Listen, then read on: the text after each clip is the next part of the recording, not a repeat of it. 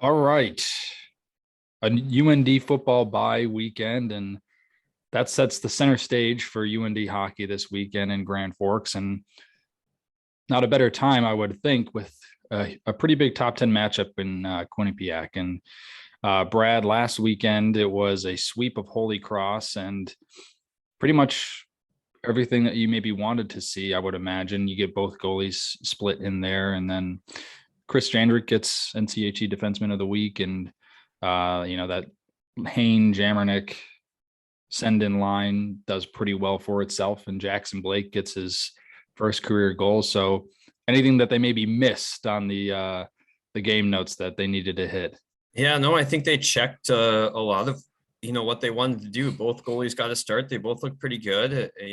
They played everybody who was healthy. So at least everyone outside of Dane Montgomery and Luke Bast, who are both battling lingering injuries, got to play in a game, and they got to see him in a game, which I think is important on a deep team. You want to be able to see everyone a little bit.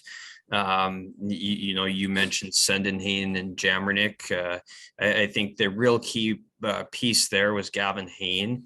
He was playing so well when he suffered his season-ending injury last year in January, and he was scoring at rates that were probably the best in his career. And when you go through an injury and like that, you wonder, is he going to be able to get back to where he was? And it didn't take long for him to answer that. Absolutely, he is, and he's obviously going to be a key piece to the team this year. So, for a team that has aspirations of going to the Frozen Four, you're playing against Holy Cross, an Atlantic team that finished in the bottom half last year. That's a team that UND did what you would expect them to do to a team there and win a couple of games, and they did that. So on to a really difficult stretch now, as you mentioned, beginning with Quinnipiac. And that line obviously combines for 11 points, but the split in net with DeRitter and Helston, just kind of forgot to mention this, ask you about this last week, but what's maybe the plan there in net for the year? I think that's up in the air right now. I think it was important that they got them both a start early in the season and got to see both of them. If you made me guess, I would guess that Drew DeRitter starts the opener against Quinnipiac, and then we'll see what happens from there.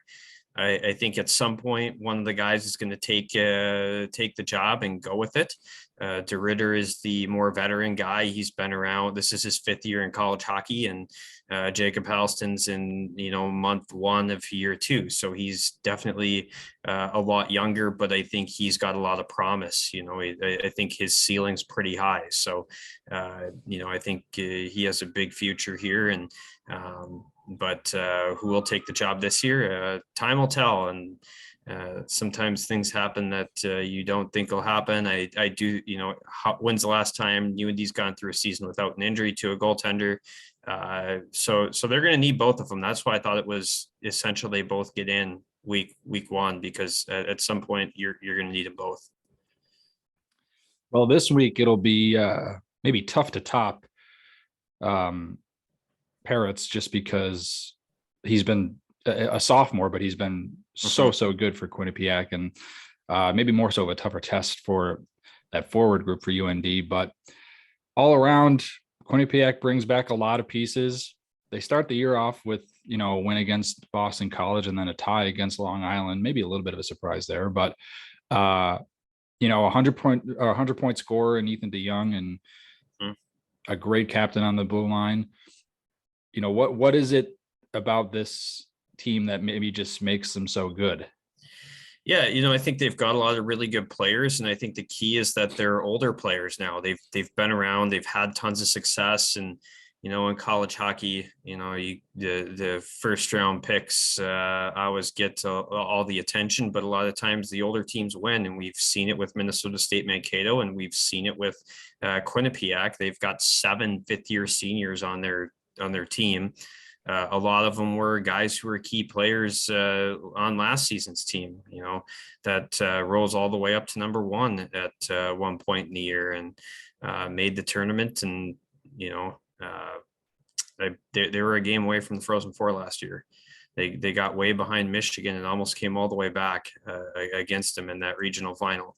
But no, I think when you've got a guy like Zach Metza, who I thought he was for sure signing last summer. When I saw that tweet come out that he's coming back, I was floored that he was coming back. Ethan DeYoung, like you said, is nobody currently in college hockey has more points than he does. So he's scored. One thing that I think when I watched a little bit of their last couple games, and Colin Graff came in from Union, and I thought he was really key piece for them, and he was really key on the power play. Their first unit is pretty good, and they put him in the left circle there. He's got a right shot, so he can one-time pucks from the center of the ice. But he also is really good at looking for that backdoor play to Sam Lipkin. So that's something to watch tonight. If they get a power play, him and Metz are probably going to play catch from the top and in the left circle, but he can either fire it or he can look. If there's a passing lane to Lipkin, he's going to try to go backdoor there. And UND let one of those plays go through against Holy Cross. Drew Ritter made an excellent save moving right to left to stop it. But I'm guessing they don't want to let another puck like that go through tonight. And then for Peretz, obviously he gets his 12th shutout. I mean, 12 shutouts. Yeah. And he's played, I think, maybe 34 games or something like that. Just crazy numbers. But for the offense for UND, just how do you solve a goalie like that? Yeah, I think they protect him really well too. He's obviously, you don't get 12 shutouts without being outstanding, and you don't get it without your decor and your forwards being really outstanding around you as well. So, I think the one thing in watching some of their games is that Quinnipiac really likes to make it tough to get through the neutral zone, and they really want to make you dump pucks in. And they're pretty good at retrieving and going the other way.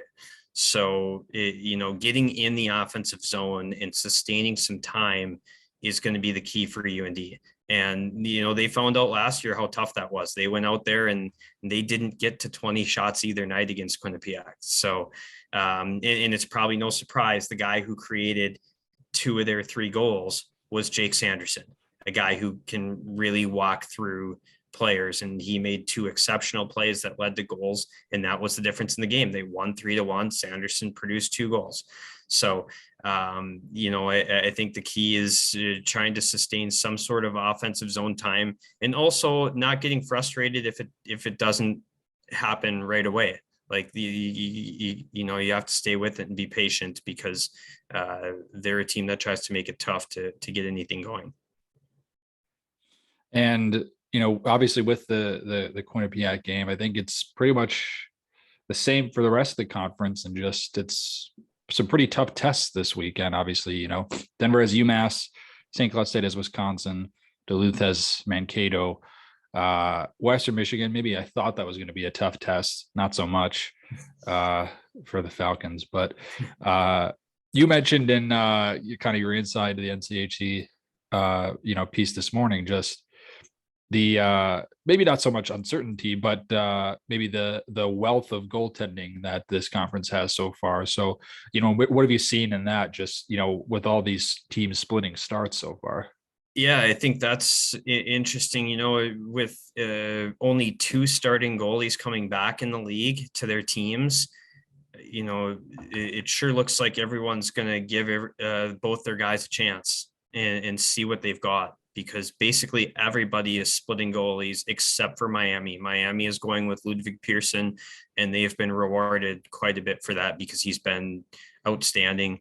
I was the one guy who voted for Ludwig Pearson as my preseason all NCHC goalie. I don't think anyone else did, but I really think Pearson is phenomenal. So, he's proving that early this season. And, I think Denver will definitely go to Magnus Corona at some point. But, they get Matt Davis an early start, and the others, we'll see. I think at some point guys are going to differentiate themselves. Well, it was a split last year with Quinnipiac, and pretty even both ways. But what is your prediction for this weekend? I mean, I think that's probably the safe call, as a split. you know, I think Quinnipiac, obviously I voted them #1 in my preseason poll. So I think they're really good. I also think it's tough to win at the Ralph for opponents coming in, you know, so UND's been pretty good at home. This is an environment that, you know, not a lot of ECAC teams see. You know, they don't come into 12,000 seat buildings too often. Quinnipiac, the travel's different. They have not played a game in the Central Time Zone since they played UND in the 2015 regional in Fargo. They have played out there at Arizona State. They did play regional in Colorado, so they have come out west, but not a whole lot. So, you know, I do think this is a tough place to win, and I think UND is a pretty good team, but I also think Quinnipiac is too. So, you know, I think a split is I know it's a boring call, but I think that's probably the safest bet here.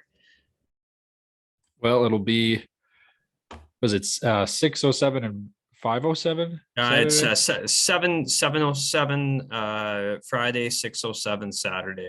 Gotcha. So, well, you and can follow along online, obviously, with Brad with Game Center Live, and lots of coverage to get through to start you off this morning. And then maybe we'll see just what lies with Minnesota next weekend as well. Yeah, and they're off this weekend, so they're sitting back and watching UND and Quinnipiac, and yeah, it's going to be quite the stretch. Quinnipiac this weekend, another top 10 battle next weekend against Minnesota, and then off to Vegas for the Arizona State game. And so lots of quite the first month of hockey for UND. Well, we'll see you tonight, Brad, and we'll talk to you next week as well. Absolutely.